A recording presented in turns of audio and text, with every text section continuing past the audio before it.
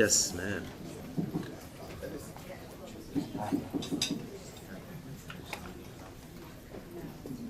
Good morning to all. Am I loud enough? Good morning. Good morning. Thank you. So, the President of the Republic of Liberia, His Excellency Joseph Nyuma Boakai Sr., will arrive momentarily. So, as soon as you just see eye contact with me, that means he's on his way. Thank you.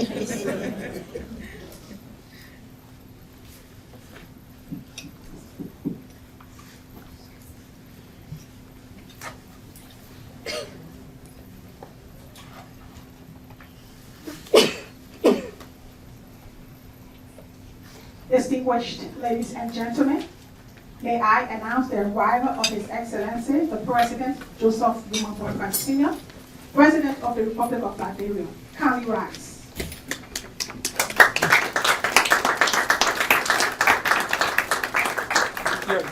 Yeah.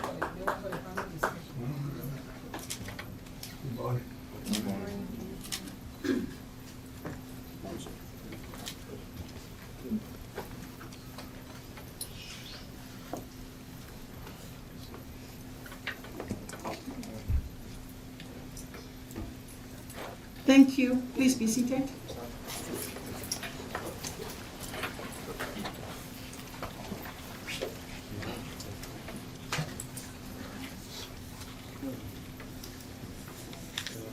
Can you hear me?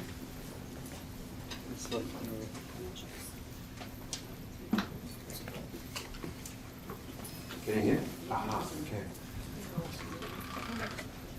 Greetings everyone, good morning. In UNGA week, it is always a massive privilege to be blessed by anyone's attendance. But to be blessed by the sense of a president at our event is a privilege kind of really beyond our imagination. I'm beyond excited by this event. I'm going to say a few words shortly, but I think we will call our panelists to the table in a moment. We are going to open with some words from the President. And look, this event has in some ways been sort of 3 months in the making. In other ways, it's been 10 years in the making, more than 10 years. When Street Child first started working in Liberia. I was just explaining to the President that that I went in May on a trip, and whilst we've been present in Liberia and we've done a lot of good work over a number of years, I was very keen to see if we could scale up at this moment, new government in power. And we went to see Minister of Gender Social Welfare, and he explained to me very clearly that the issue of street children was a very high personal priority for the President, and that he would do whatever he could to support our efforts. And people often ask me, Tom, Street Child works in 20 countries. How do you decide where to focus your efforts and your energies? And candidly, I answer and say, I don't really mind where we work. We know what we do as Street Child. We work for a world where every child is safe in school and learning. And we look for the best opportunities to make a difference. We look for situations where the stars line up. But when you're in a situation when the President of the country has made it a priority, is prepared to stand behind your organization, then we'll throw everything at it. So for us, this is the start of hopefully a really exciting journey. Will make a difference to the lives of thousands, tens of thousands, and who knows how many more children in Liberia. So this is the kickoff of our search effort behind the ministry, the President in Liberia. But of course, many other topics, many other reasons why children are out of school around the world. So we're delighted to have Yasmine Sherif, Executive Director of Education Can't Wait, to talk about the confident lens. And then we know we can't do things without the funds. So I'm delighted that we have two members of the corporate community to come and give their perspectives, in addition to those of the government of Liberia. We're going to talk about climate, we're going to talk about poverty, we're going to talk about innovation, and all of the attributes, all the qualities that the corporate sector can bring. Yeah, here we are in this Alan Overy. So that's just a little flavour. You'll hear again from me shortly in a bit. For now, I think we'll pass directly to the President of Liberia. Thank you very much. Your Excellency.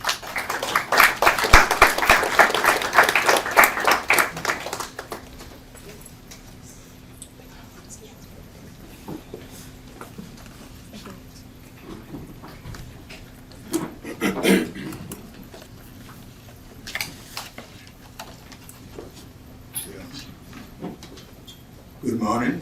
Good morning.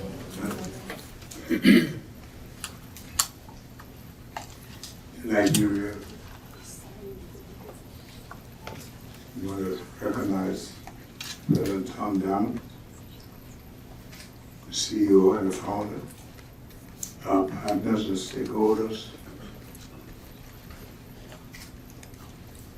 Nigerians here present, ministers, ladies and gentlemen. One of the jokes I tell in Monrovia is about a little girl was living with her uncle. And the uncle, she was so malnourished that they were crossing the street, they were walking together, and the uncle said, I see a real malnourished dog crossing the street. I wonder who that dog is with. The guy said, the dog too must be there with the uncle. Because it's like uncles that don't care. Today it is both a privilege and a profound responsibility to address you on a matter of such critical importance in our nation and humanity at large. The plight of street children in Liberia and beyond. We stand at this pivotal moment. We are united by a shared commitment to envision and secure a future where every child can thrive. Yet for too long, many children in Liberia, and I'm sure many other countries, their future remain distressingly out of reach. These children are not barely statistics. They are young lives that live in the shadows, either struggling to strive and survive on the streets with no access to education, health care, working daily without the safety and security of every child deserves. Monserrate County, which is the largest county in Liberia, alone bears a staggering 42% of the burden, with 153,965 children facing these challenges, while other counties such as Nyuma, Bassa, Bom, and Margibi contribute similarly distressing figures. Our survey revealed a grim reality, multi-dimensional on poverty, lack of support, abandonment, loss of parents, and domestic trafficking are the root of the cause. As a matter of fact, in Monrovia, because we had civil war, and the population at the time rose from about 350,000 to nearly 2 million. So we have all these children that are vulnerable to malnutrition, educational deprivation, substance abuse, violence, and exploitation. In response to this urgent crisis, the government of Liberia, to the Ministry of Gender, Children and Social Protection, has stepped forward with decisive action.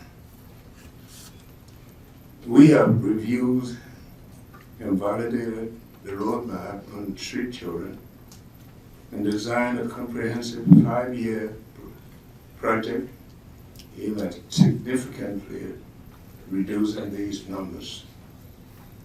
The initial pilot phase, focusing on Munster County alone, aims to remove 7,698 children from the streets and integrate them into educational system. Furthermore, we are committed to empowering mothers and caregivers through support to small businesses and agricultural activities, creating sustainable path forward for these families. In partnership with Street Child International, the Street Child Liberia has pledged to enroll 50,000 children in their child care and family strengthening programs over the next 6 years. This initiative is not just about addressing the immediate needs, it is about trying to lay a foundation for long-term change. As you know, we're dealing with human beings. It's not a one-shot, it is not a one-time occasion. We have to think about the future of those children. But our efforts alone will not be enough, because the challenges we face by street children are symptoms of broader socio-economic issues that require a holistic approach. To effect this change, we must continue to rally around these children, providing practical solutions and unwavering support. We must leverage our collective empathy and resources to address the root causes and create sustainable impact. Today, I want to call on each of you here, and even those that are not here, distinguished partners, global leaders, and concerned citizens, to join us in this mission. Let us work together to restore dignity, ensure protection, and pave the way for a brighter future for every child in Liberia and around the world. It is a matter of a major concern because it is an Achilles heel. When the children grow without parents, grow without education, without health care, and that affects all of us. So I want to thank you and thank all of those who are participating today, including the Minister of Gender,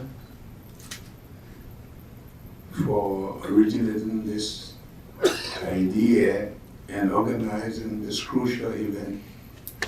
Their continued dedication to the cause.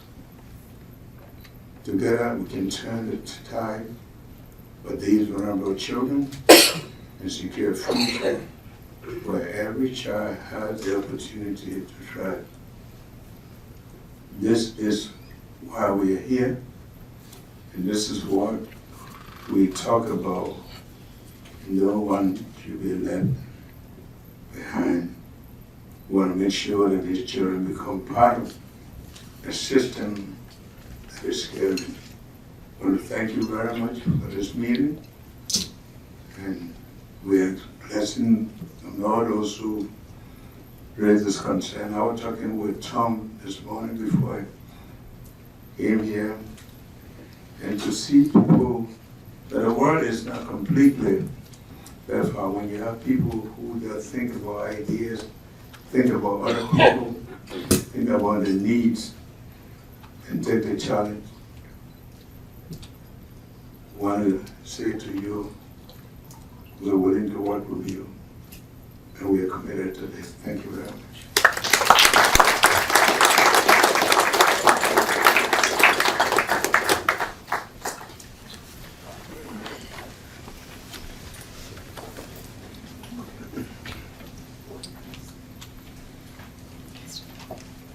President, thank you so much for inspiring to the words. We're now going to have a signing of memorandum of understanding between the Street Child and the government.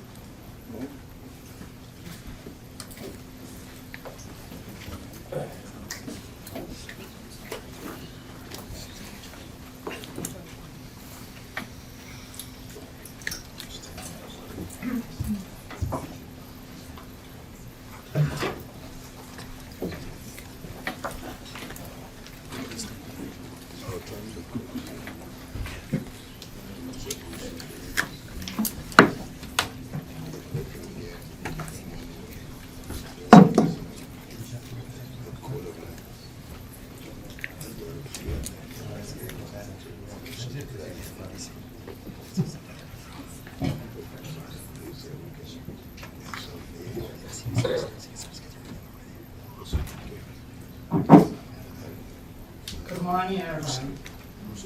So this morning, on behalf of the government, through the Ministry of Gender, Children, Social Protection, I am going to be affixing my signature to this document, demonstrating our commitment to the collaboration moving forward.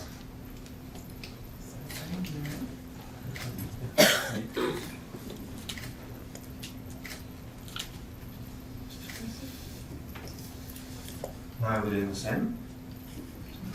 Keep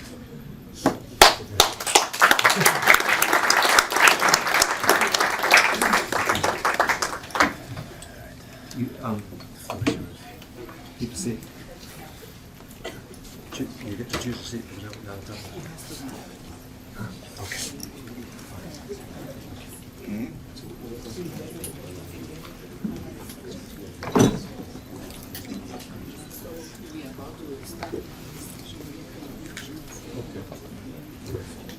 We'll now be moving to the formal panel discussion. So I'd like to invite the panelists to come forward. President will be departing shortly, or now. Now. So once again, I'd just like everyone to to give a massive round of applause to the President of Liberia.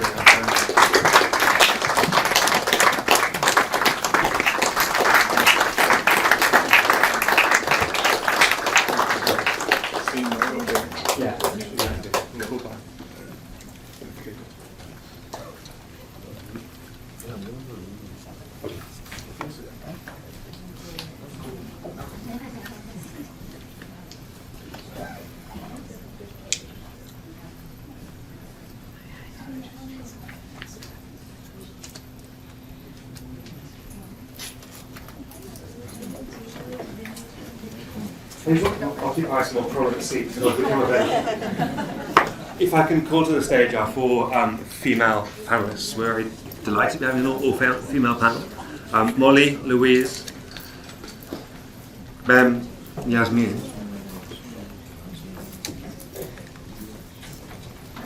Take the seat you fancy.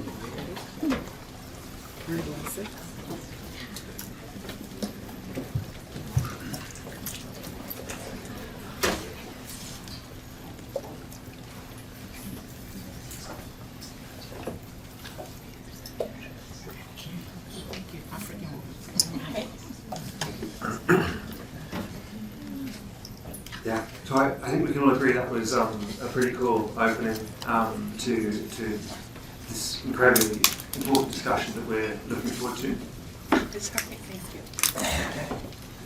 I just want to take a second to ground this conversation in a school.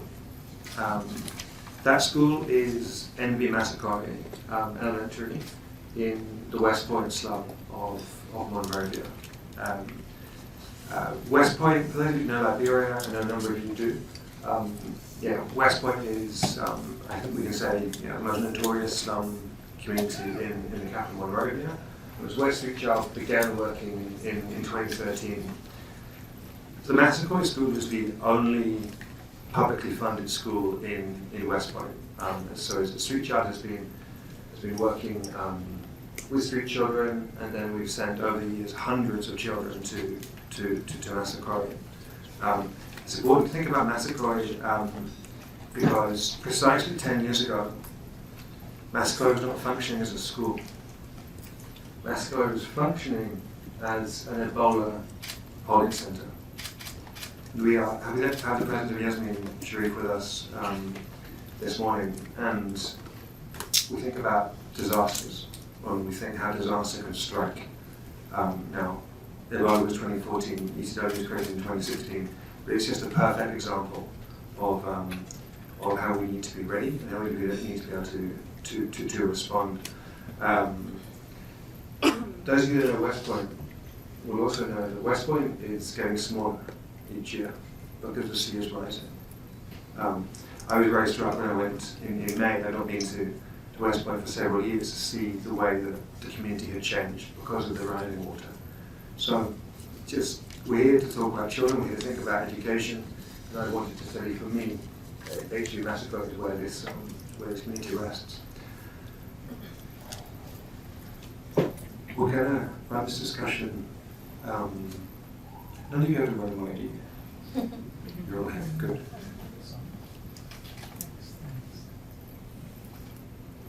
It's like we're being Dannatt, we're just checking. So we're going to go from left to right. I can start by, I think I'll let them introduce themselves, but again, we have Nyuma Boakai, Minister for Social Protection and Gender in Liberia, Louise from Accenture, Yasmine from Education Canada Wade, and Molly from Liberty Global, very significant supporter of Street Child.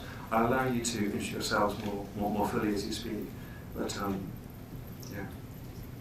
Minister, I'd love to start with you. Good morning again, and I really thought, we were going to start from the other side, since at least I had the opportunity to say good morning this morning. But that's fine, and it's good to be here. And, I've been listening since the Summit of the Future.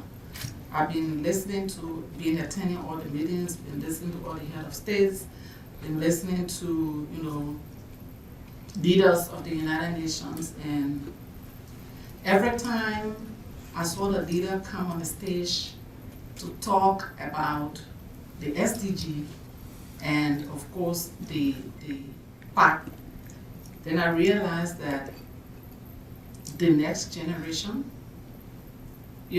has become a matter of concern and of urgency.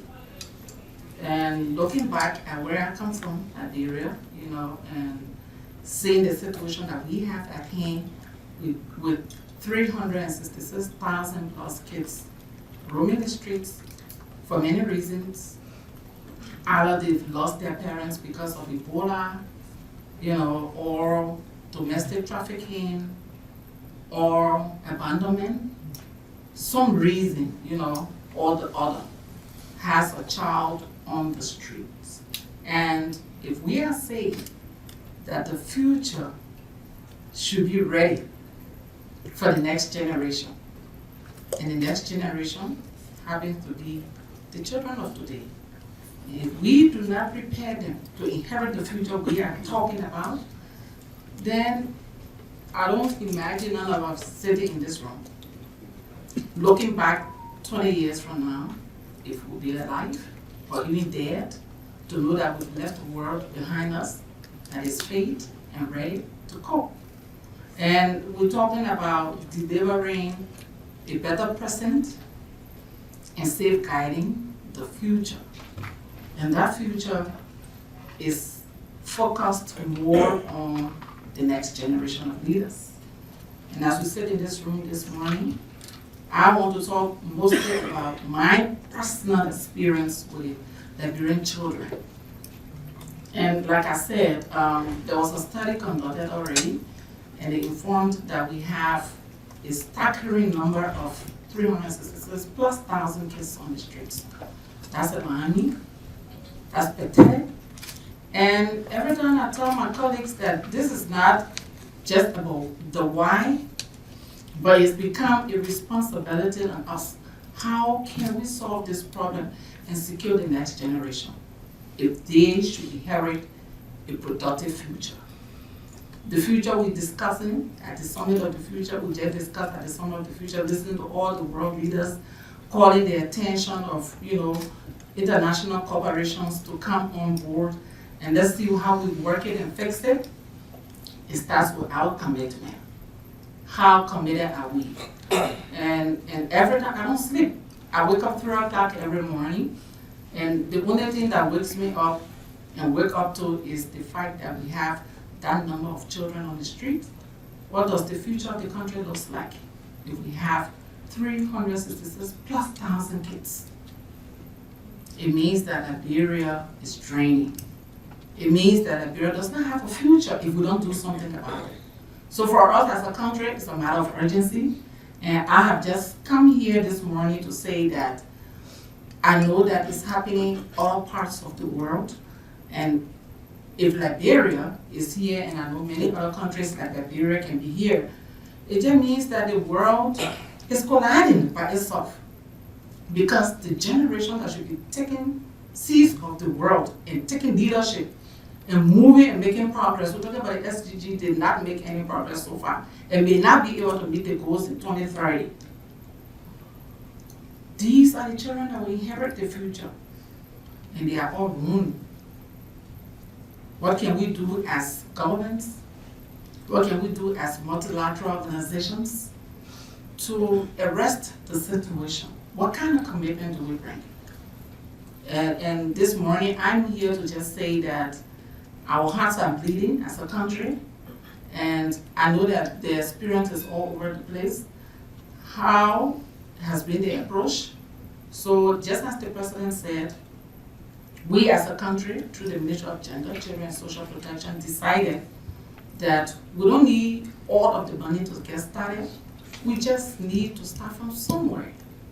And so we decided the best approach to use is to use the multi-dimensional approach. Let's use the whole of government approach to see how we get started, because we don't have all the resources. And so I've reached out to the Minister of Education, she's on her way here. I've reached out to the Minister of Agriculture, I've reached out to the Minister of Health, I've reached out to the Minister of Labor, and I called a meeting. We all came together and agreed that in our respective agencies, let's see what's available to us on our mandates to approach, the urgency that we have at hand. Because if we don't act now, the country may not have a future to look to. And so, thankfully, we've been able to draw the commitment from, that approach, and we were able to launch the project on the 28th of August. And there were a lot of commitment, thanks to Street Child Liberia, that was very committed, give directly, and I'd like to recognize the support that you give to us. We continue to strengthen our relationship with these different organizations, but we are here today to just say to every one of us in the room that Liberia needs you. And we are here to make the case and to plead with you to come and support us. But most importantly, Liberia and any other country in similar situation. I mean, I'm speaking because I'm from Liberia, but this is all over the world. Kids are on the street everywhere. How, in our individual capacity, can we be able to bring forward our commitment to ensure that we minimize or reduce in a most significant way the staggering urgency of solution is very important, and I'd really like to mention that. And we were able to launch, and our whole idea is around removing, like the President mentioned in his speech, we're looking around removing In the first year, which is the pilot phase, we intend out of Masorado to do 7,000 plus children off the street, put them back in school. And I know that it's not an easy effort, but again, the government remains committed and we are on it.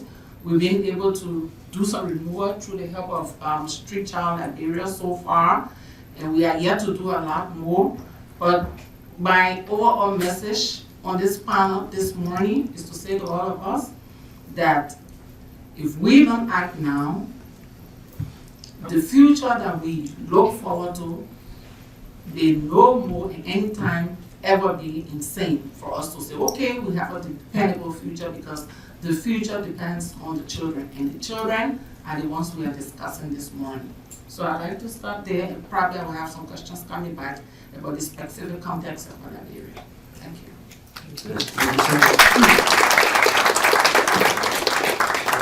I think you are the one who's brought us all here. It's your passion. It's that meeting we had in May, and so we're so excited.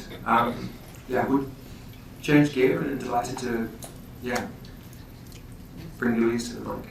Thanks, Tom. So I'm Louise James. I work in a very large corporate. Accenture is a $64 billion revenue organization, over 700,000 people.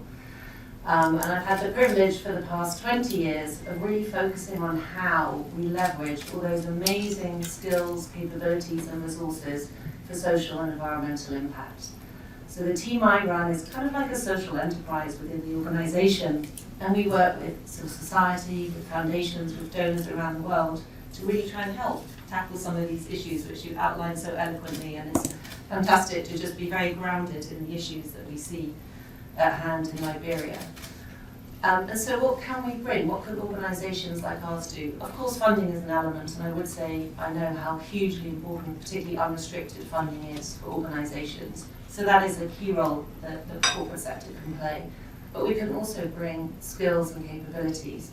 And I'm sure many of you have not escaped the technology AI focus of this week.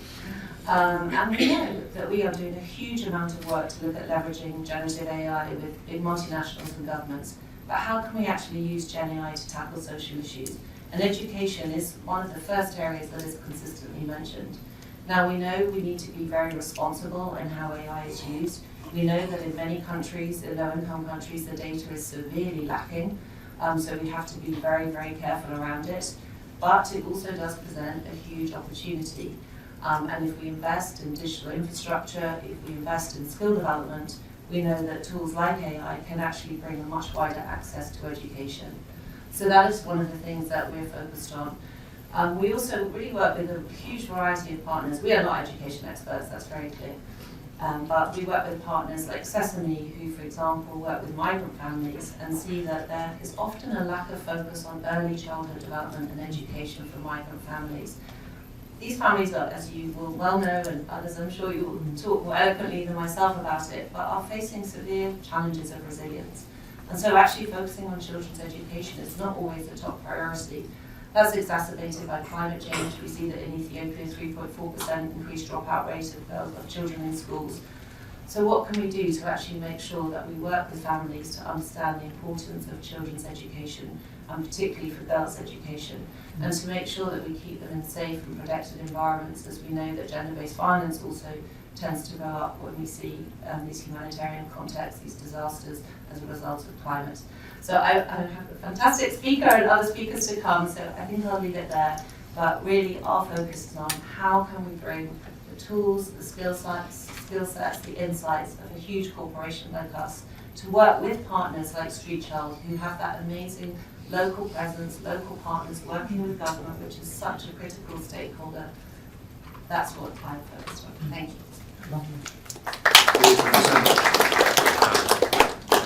Louise, thank you for Accenture's financial support, but the support you've given to our people. You know, your team had a brilliant strategy session for us just 10 days ago, and so we're so grateful for our partnership, and thank you for your words. I think we've been hearing about Liberia as a kind of case study, and of course more than a case study, but the purpose of our wider conversation is as a case study of a country affected predominantly by poverty, and that being the real reason why children are out of school. The other really big reason why children are out of school around the world is because of disasters, and you run Education Cannot Wait. We were together this morning at the high-level steering group meeting. We're pleased, we look forward to hearing what you have to say to us on this topic. Thank you so much for coming. Thank you very much, Tom. Thank you so very much. And I'd like to thank you and your entire team, Tyler, and everyone else working with you, because you are a critically important partner to Education Cannot Wait. We are, for those of you who don't know, we're a global fund, but our job is to advocate for funding, increase funding for education, including early childhood, and to make sure that there are learning outcomes, that there is an outcome and not just they're given equipment but they learn nothing. Street Child plays an instrumental role and also represents civil society in our board, and we work very closely with Street Child because we are a global fund from the World Humanitarian Summit. We are hosted by UNICEF. We are in the UN system, but a large portion of the bulk of our funding goes to civil society organizations such as Street Child, amongst others. But our role is to bring everyone to work together in one program so that we don't scatter our resources and our roles, that we are coordinated. And I can only upload Street Child. I mean, just take this whole localization agenda. We need to reach and allow the local communities to lead the efforts. And I think in the UN it's at least 25%. And Education Cannot Wait, we have already exceeded that. We are close to 30 now. And for Street Child in specific, they have even gone so far, so like in Uganda, created a localization unit to make sure that it's done down to grassroots level. This is just to give one of many examples. I also want to honor Street Child for bringing in leaders from Africa to speak, such as the minister and the president, because first of all, for Education Cannot Wait, and that means Street Child as well, Africa, especially sub-Saharan Africa, is the continent that is the least equipped to deal with climate disasters, which is one of our priorities, children affected by conflict, children who are refugees. And I think it's important when we speak about, and Your Honor, Your Excellency, Mrs. spoke about financing. I think it's important to look at the bigger picture of socioeconomic inequity. It's very easy to go to a government that has very little to move around with and say, you need to put this in, you can't focus on security. I was in Chad recently, I travel all the time, and if Chad did not safeguard security, they couldn't support the refugees coming from Sudan right now. There's a history that needs to be resolved with more, and I think that's where private sector plays an instrumental role. They can come in. Public sector is coming in strongly in many ways, but public sector is also, there's more politics, and it's becoming introvert at times, whereas private sector is can be more bold and is not bound so much by politics and can say, we want to empower the children of sub-Saharan Africa now, and we have the money. So it's a less bureaucratic process. We love our public sector partners, but I think private sector plays an instrumental role. As for Education Cannot Wait, sub-Saharan Africa and Horn of Africa is our priority. Then comes the Middle East, and as you can see, there's a lot of work to be done there. And then Afghanistan and Pakistan, and then we have the children, the immigration and refugees from in Latin America to Colombia, where we have big programs. I want to give an example of each of innovation. So on climate change, where ECW has grown significantly over the past year or two, and I'd like to give a shout out to Rocky, who's on our team or leading on climate change, because since 2020, 62 million children have been affected by climate change alone. Then on top, we have 224 million children affected by armed conflict and forced displacement. Soon we are up to 500 million children whose education is disrupted, mainly in sub-Saharan Africa, then the Middle East, and the girls in Afghanistan can't go on beyond 6th grade. Then we had the flooding in Pakistan, 25,000 schools were damaged or destroyed. So, there's no end to the madness on how this world is right now. I attended a great panel in the Empire State Building the other day. A book had been written called Leadership in a Massive World or something like that. And I felt like, wow, this is exactly the title I'm put on this word right now. And I think private sector plays a very important role because, and I'll give you some examples, but you don't need to, you can be an entrepreneur and at the same time care for the world. There's no, people always say, yeah, but if you want private sector, we'll make sure that there is some profit coming out of it. I mean, how do I argue for profit in Mali?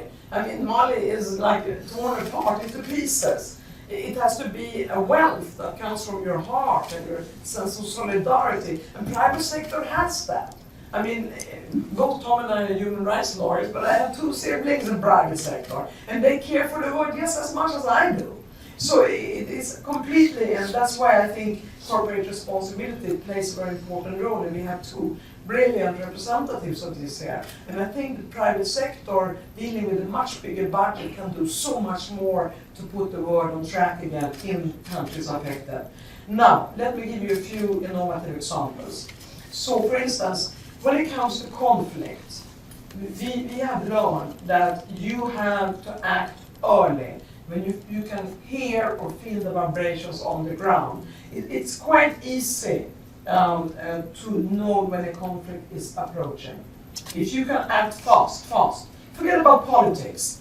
Just think about human beings, value systems, no discrimination. I don't care who you are, your ethnicity, your races, your political ideology. Just use this basic human instinct. If we can come in faster, we can prevent more children from never attending school or having a school. We can prevent the flow of refugees, such as we see from Sudan right now. And we can prevent so much if we weren't so scared. Because what will happen if I say that there is a conflict approaching or this is not? Be bold, believe in humanity. And when it comes to climate change, you can prevent that, and that's where SW comes in, where we apply something called anticipatory action approach. So we ensure, and we are now piloting this in Somalia and in Pakistan. We invested 5 million. We have a big new strategy, or I would say case for investment, in addition to our broader strategy, which is 1.5 billion, we need now 600 million so that we can support Street Child and everyone else. But we also have a separate, our right here and right now, which is our climate change action investment. And thanks to Denmark that invested $6 million, we are now able to put in funding to Pakistan and Somalia for anticipatory action, where you build resilience to withstand the shocks of climate change and integrate it in the curriculum so that they know how to treat Mother Earth, they know how to manage climate change. So it's both preventive, reparative, and also long-term preventive. And when it comes to conflict and crisis, I've already described that, but there you have to innovate all the time. And I think Street Child's innovation of the localization unit in Uganda is something we can replicate in all the 40 countries we are in.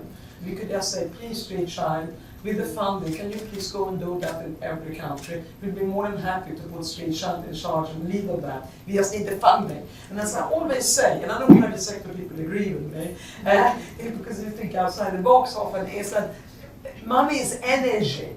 It's energy. There's an abundance in this world. And I only say an entrepreneur, a private sector person who has a big vision, they know there's more than enough for everyone. An entrepreneur that thinks, oh, that's very dangerous, I can't spend $1, they will never be successful. You know, yes, go out, make it happen, more money will come. Abundance, it exists. So yeah, I can here make a commitment if we can get the support, Street Child can do the localization unit in every single one of our 4 countries. We count on you, Tom, for that. You're excellent team. So that with that, and then I will end by saying, and I really want to stress the importance of early childhood development. We all know that the first 1,000 days of a child, the brain, the relationship to the mother, the physical contact, all of that is going to impact your ability to have emotional intelligence, intellectual academic intelligence, social intelligence one day, and most of all, to develop resilience. I mean, up to age 3, you get that foundation, you can pretty much survive and recover. Even up to 5, the more you have of the child years, you can take an armed conflict, you can take a climate disaster, you can be a refugee, and have this incredible resilience that most people in a comfort zone will never develop, will never touch, will never smell. It's an incredible resilience I see in people who suffer in conflict and climate disasters and refugees. So if you invest in early childhood, no matter what happens in their life beyond 5, they can make it. Once they get to school, they get good quality education, they can bounce back, when the chances are much higher than if they get stunted, they don't have this development that comes during the first most crucial years of a child's life. So that is a top priority for ECW, as is climate change, as is gender equality, and that is more than just counting the number of women around the table. We're all women in this panel, but it's also about curriculums and teaching the boys and fighting and standing up for the girls in Afghanistan and all other violations. And we have a huge campaign on girls' education in Afghanistan, and I saw yesterday some news that might be leading, taking it further, which is great. I'm a lawyer, I like to see legal, of course. But we also run underground schools in Afghanistan. So nothing stops us. Be unstoppable, let's see us things. With that, I will end. I'm speaking far too much. There are more brilliant people around the table, but you inspire me. That's why I speak. Inspire me. Thank you. Over to you. Thank you. You inspire us. You know, I've heard you speak so many times in these years, but I'm always learn so much. I'm always so inspired. The idea of localization units in 44 countries is definitely inspiring. Let's keep going on that one. But Molly, we can't really speak as Street Child without speaking of Liberty Global. So significant is your support to us as an organisation, and it's fantastic to have you here. And yeah, we really look forward to hearing from you. Thanks, Tom. Well, first of all, it's inspiring to be part of the only all-women panel that I have attended.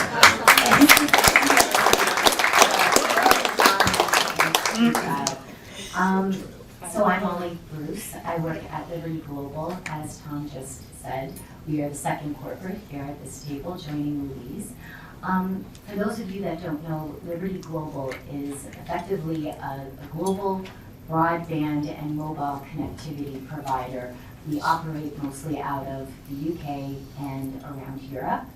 And we look at this, obviously we're a critical infrastructure provider, but really, I think if you look over the last number of years, and certainly what we learned in the pandemic is that we're really an enabler of critical services that connect people to the people in their lives, to education, to their work, to healthcare, to the fundamental services that allow people that, to really access the digital world that enables people, communities, and economies to thrive.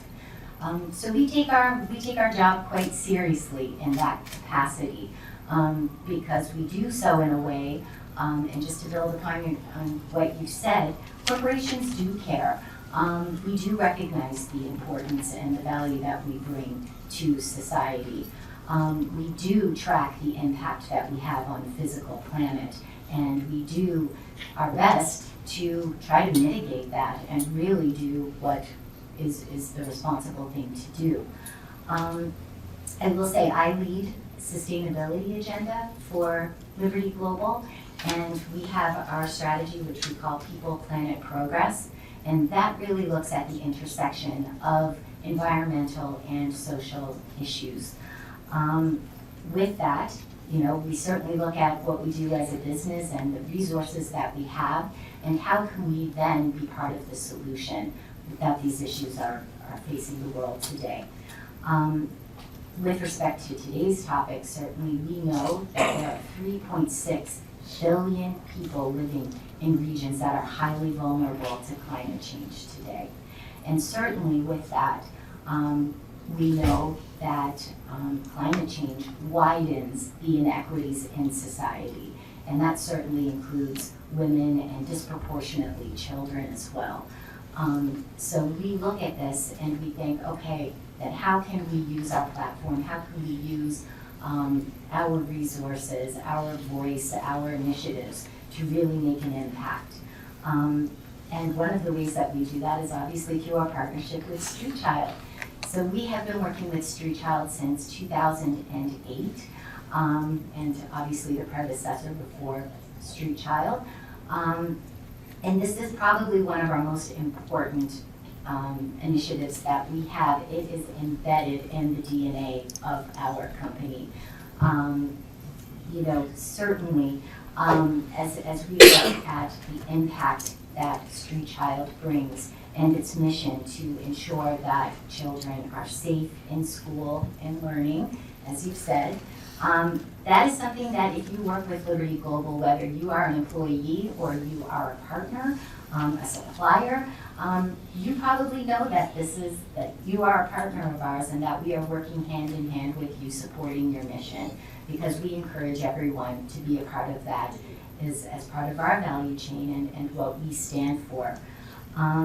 So I'll keep it brief before I turn over to questions and the wider discussion, but I'm happy to be here today. I will say one thing, building on your comment about the private sector. I've sat in the conversations that I've had this week have mostly been about climate change. And one interesting thing that I heard yesterday is that when you look at adaptation, mitigation, and resilience plans for the climate transition, we tend to look at these as costs, as tax, something that we can defer. But we know science tells us that we have to act within the next 10 years to really make a difference. And so why are we looking at this as something that we can defer when actually if you look at those transition plans, they represent economic opportunity that we haven't seen in our, since the Industrial Revolution, if we do it correctly and if we act now. So when you think about how that translates to the opportunity to close this gap of inequities that are caused by climate disasters and what we're seeing, the impacts of climate change today, we do have the responsibility to act now, act with urgency, and act responsibly. Well, thank you so much.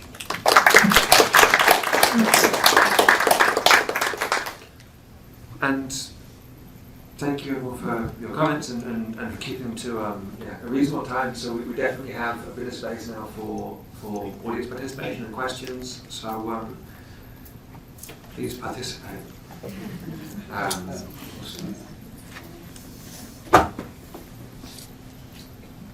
Good morning, everyone, and thank you to the panel for such an interesting and very important conversation. My question is to Yasmine. Tell everyone who you are. Sorry, my name is Nyuma Boakai Sr. I work with the IFC. I'm based in Lagos, Nigeria. You spoke very importantly about the role of the private sector in ensuring sustainability. Well, my question is around how we're ensuring that we bring from the beginning of when we're going into this vulnerable and conflict context, that we bring both the humanitarian, the development sector, and the private sector together from the beginning, they come in as an integrated continuum. Everyone understands and is speaking the same language, so we're working as one. Because currently what you have is the humanitarian actors, you have the development actors, and then you have the private sector. Everybody's speaking completely different languages. The humanitarian sector is thinking about, emergency, the immediate needs. Development is thinking about, how do we then take it from there. Private sector is thinking about sustainability, but they're also thinking about profit, whether we like it or not. They're thinking, how are we going to benefit from this? And there is no link.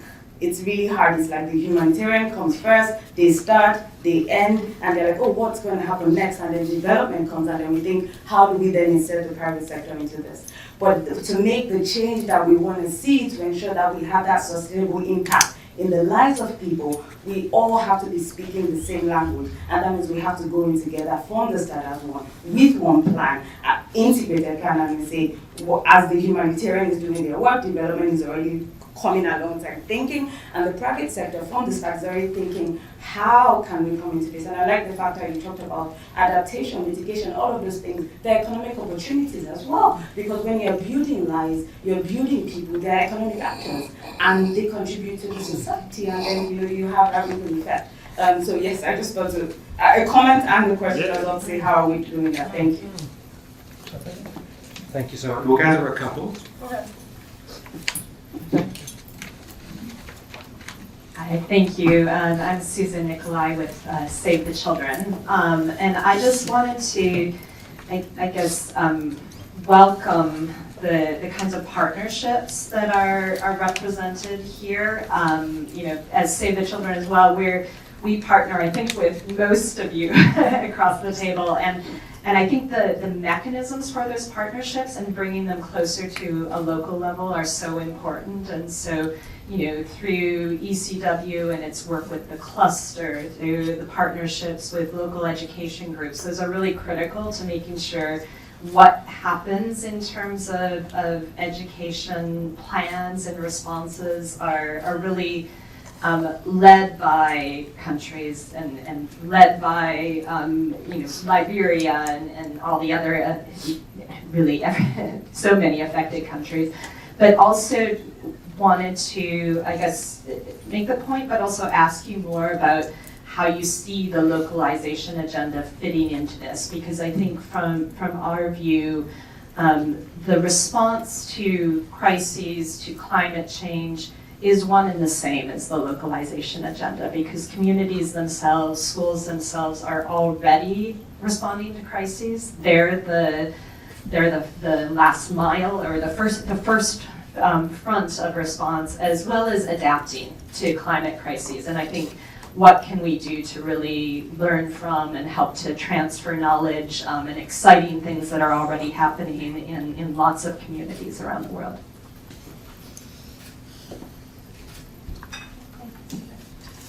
Hi, good morning everybody. I'm Dina Arman from Education Cannot Wait. So I have the privilege of working in the same office with Yasmine, so I'm not going to bother her in this panel. But from the representatives of the private sector, I'd like to ask you a question. What informs your decisions with regards to investment, specifically in education in conflict zones, where we know the margin of profit is very small?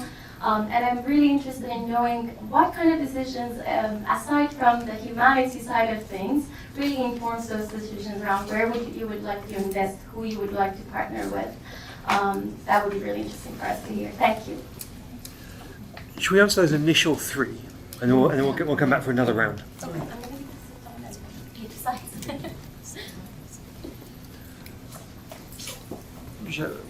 Give you all a chance to respond. Yeah, do you want to go first? Yeah, please. To the first, the first question, great. Because that's so much is W, Okay. So I'm going to stand up at one point. First of all, on the humanitarian development nexus, and everyone working together, I think that is such an important question, and that's why Education Cannot Wait was created. We don't implement.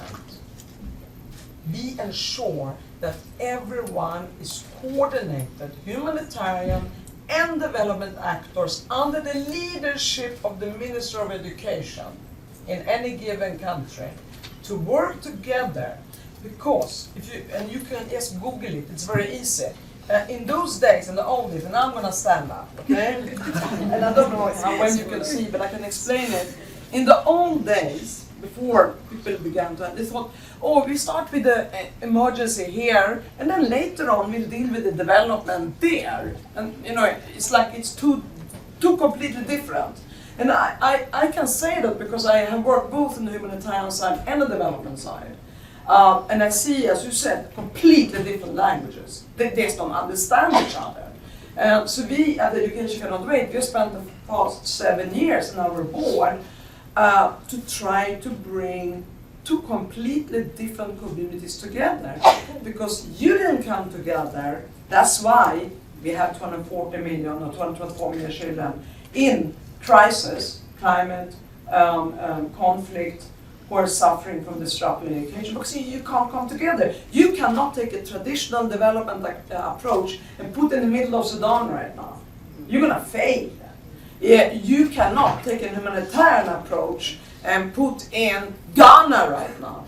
So you're going to fail. You need to understand when, where, and you need to do it together. So we have worked a lot, just linguistically, words. Development actors say we do capacity development. Humanitarian say we do emergency assistance. I mean, it's a whole different vocabulary. So what we do at Education Cannot Wait, and the great thing with us is that we're just capitalists. We don't make money, we give away money. It's the best thing in the world. But what the strategic donor partners get from us is we make sure that everyone works together. In the old days, you see all the little dots here? Okay, here's the humanitarian, here's the development, everyone is running their own way, they do a little bit what they want. I want to be humanitarian, I want to be development, no one coordinates, no one works together. In the new way of working, which is also in the reform proposal, and this is what SW came about, we're like it's the catalyst. We have one program where all of them are connected, and where humanitarian is there and development there, and they run together. And let me give you just a very concrete example. Take Ethiopia, for instance, and it's like this everywhere. But let's take Ethiopia. So you have the refugees arriving, okay, from Sudan, the refugees from all over, and then you have the Ethiopian education system. Here you have a situation where you need the humanitarians and the development actors to work together. The humanitarians have to be at the border, receiving these refugees, get them into non-formal learning centers, transit them into the public system, which is the development side of it. And in order to do that, they have to work with the development actors. Because that's what we don't want. We don't want children to sit in non-formal centers without certificates for the rest of their life. I've seen it in Chad when I went to the border just next to Darfur. And you have all the humanitarians there receiving the refugees who are fleeing trauma that is inconceivable. Okay? You can't immediately set them by a desk in a school. They have to deal with the trauma. They need mental health and psychosocial services. One thing they needed was water. We all were so thirsty. When we saw water, we realized that water is life. You were with me on that mission. But then we have to work together to translate them into the Chadian system. Not is Chad, do they have the finances to run a school like we do in Europe or in the US? No, they don't. And this goes back to the things I mentioned earlier, the socioeconomic inequity that didn't start yesterday. It's a long, long history to that. In OECD DAC, and now I can speak for Europe only, $11,000 a year is what it costs for a child to go to school. We were working in Sub-Saharan Africa, Horn of Africa, Middle East, Afghanistan, Latin America, Colombia with the refugees. We have about $150, $200 to move around with. I mean, it's beyond inequity, but it just shows you what we have. So, but that doesn't answer your question, I think I've answered it already. It's about, from the beginning, you go out, you listen to the education minister. There will be times, and I will be honest, and Liberia is not one of those cases. But there will be times when you go out and you have to sit with the Minister of Education. We have just been joined by the Liberia's Minister of Education. Yeah, yeah, that's good. It's not Liberia.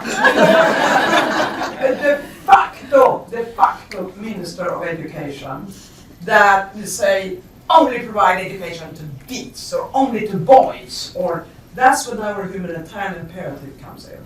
The typical development person would not be there at all, or they will do whatever you say will do, right? But I can't say that. I can say the strongest education ministers I have met, they are sub-Saharan Africa. We went to Nigeria, state level, federal level, how they're dealing with Boko Haram, how local communities are integrating girls who come out from the woods having been captured and held hostage forever by Boko Haram. Their determination, their strength, their boldness, their fearlessness, their understanding of what needs to be done, whether it's the minister or the local community, that's power. That's power. And that is the power we should invest in. And not to think that we have all the answers on, well, I'm half south, half north. It doesn't really matter, we're all humanity. But I think it's important. We have great education ministers out there. We just need to give them the resources. We have great local community. We have great mothers and fathers who want their children to go to school just like we want. They just don't have the resources. So that's why I love your localization agenda. That's why we're going to have it in 44 countries. Thank you.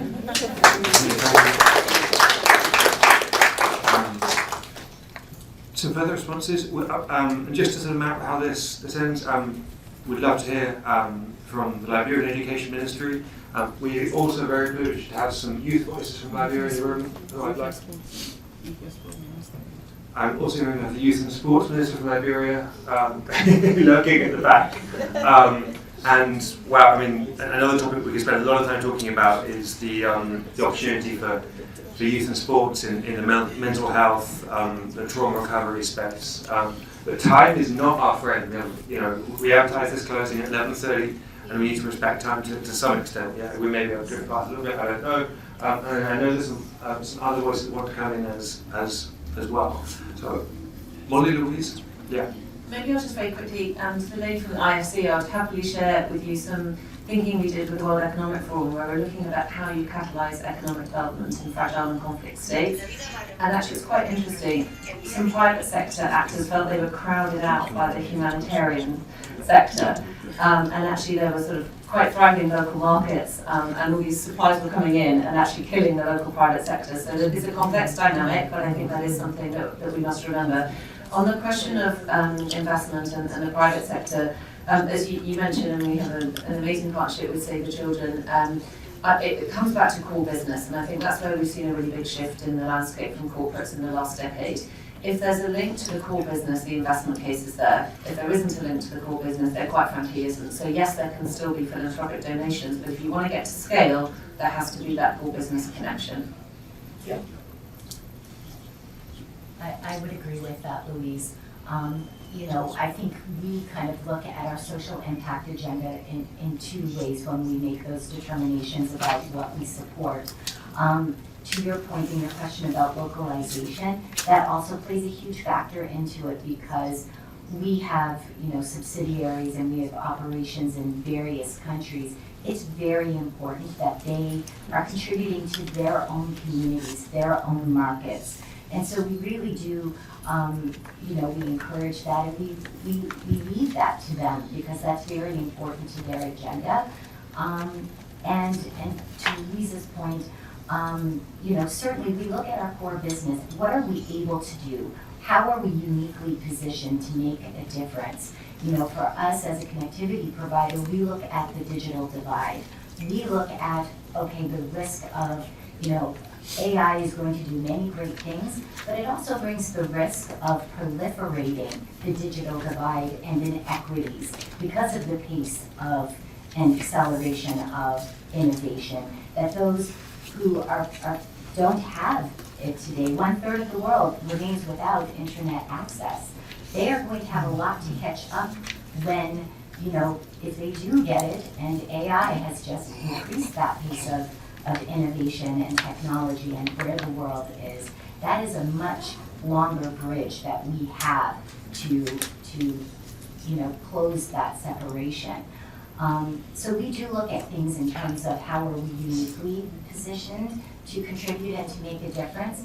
And then frankly, we really rely on our partners to tell us, okay, how is it that we can,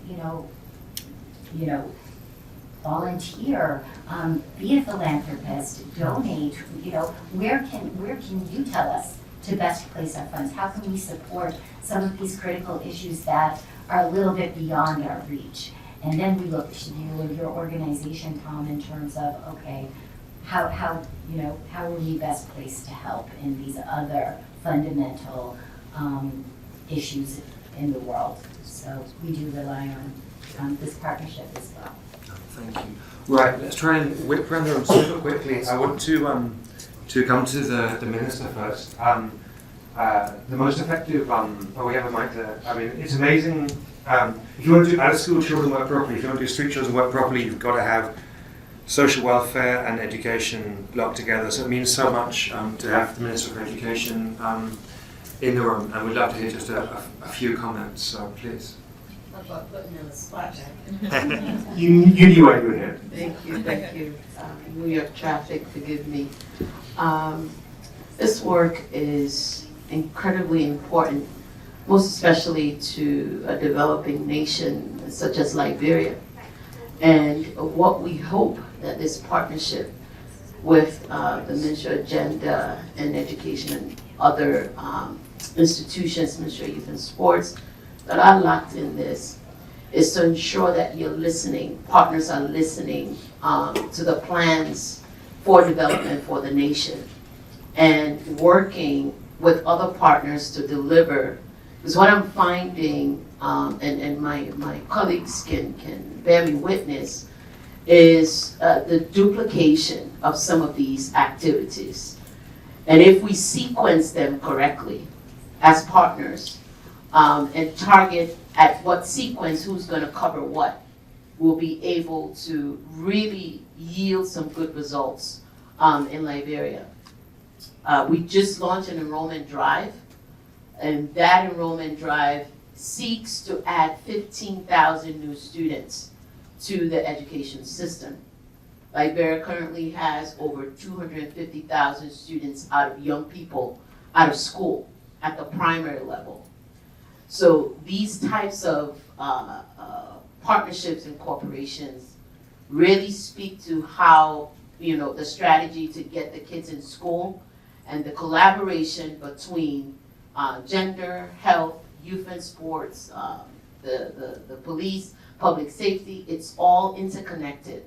And we all need to know what our roles are at whatever point that we are in the process, so that we don't have a disruptive, delivery of what we want.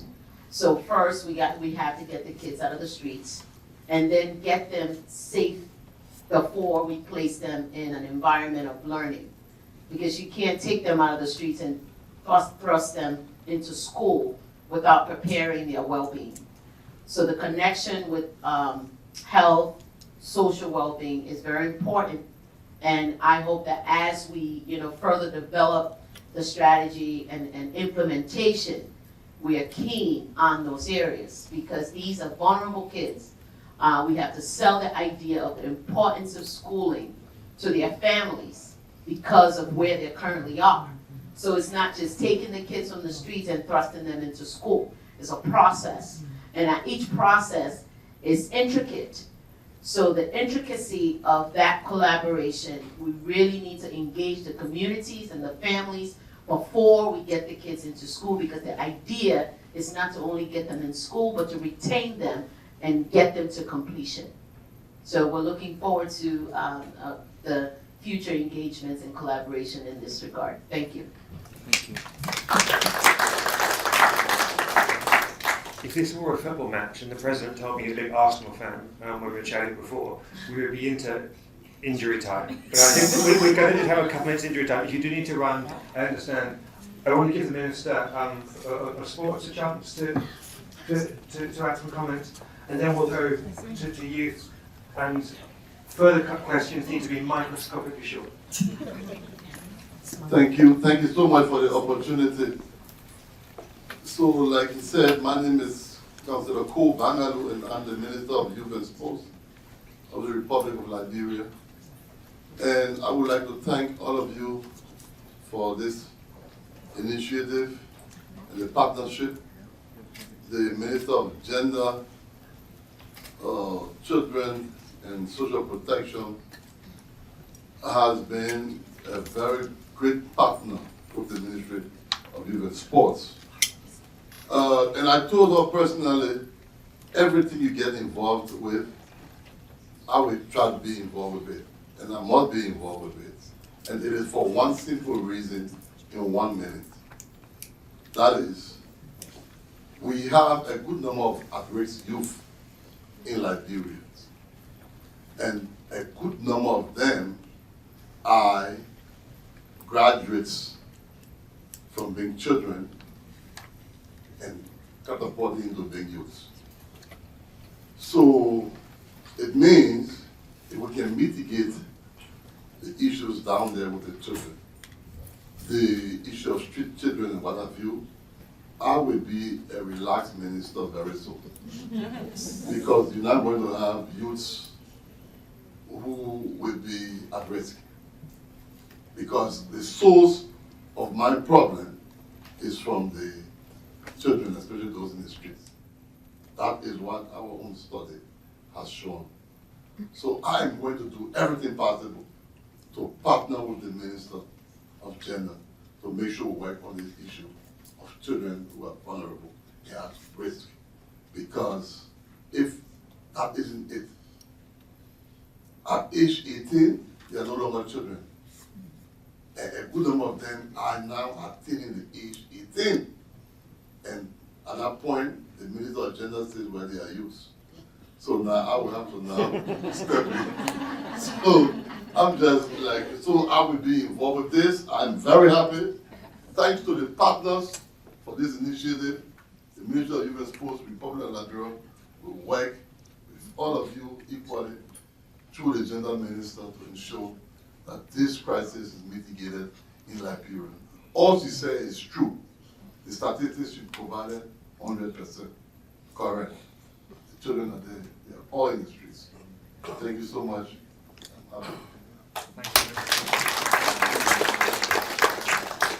We can go for the Minister for Youth, which is the youth themselves.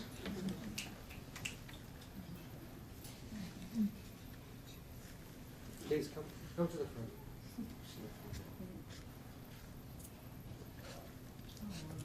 Greetings to everyone.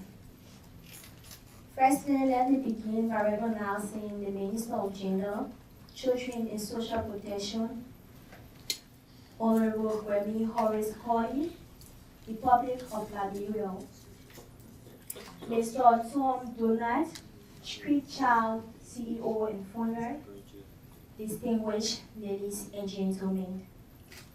I am so much excited today to be part of this all-important project launch titled Support a Child, Save the Future. By the way of introduction, my name is Louise James, President of the boarding institution sponsored by UNICEF, Grand Chile County.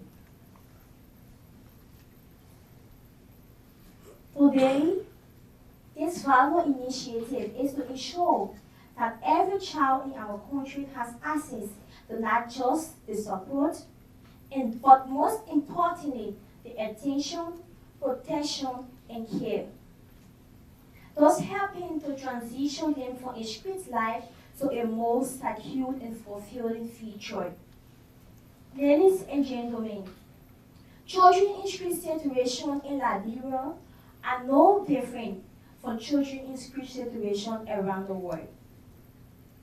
The government of Liberia and UNICEF report of 2022 said they are faced with numerous challenges ranging from domestic trafficking, substance abuse, persistent non-support, and neglect.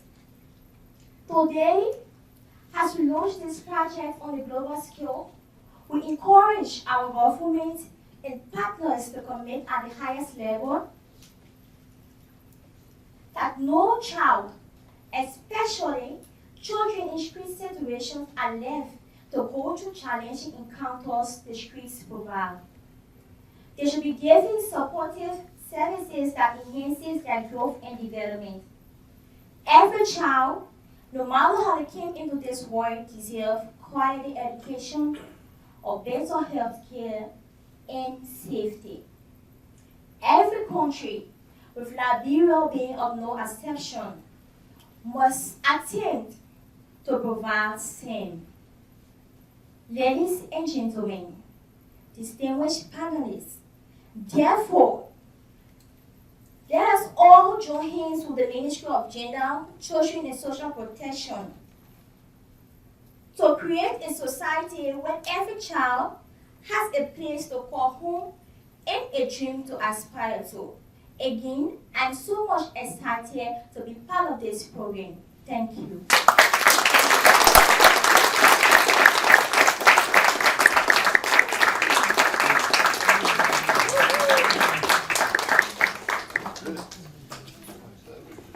I think, yeah, respecting time, and I can't think of a more beautiful note to bring this to a close. We're going to bring the formal session to a close now, so those that need to leave can leave. I want to thank you from the bottom of my heart, everyone who's come, participated, brought so much soul into this session. Our panelists, Yasmine, how could I deny you? You are all invited to ECW's reception tonight at the Yale Club starting at 6 o'clock. All of you. If anyone asks whether we have an invitation, blame it on me. Very good. Okay, thank you so much to our panelists, Liberian government, President. Thank you so much.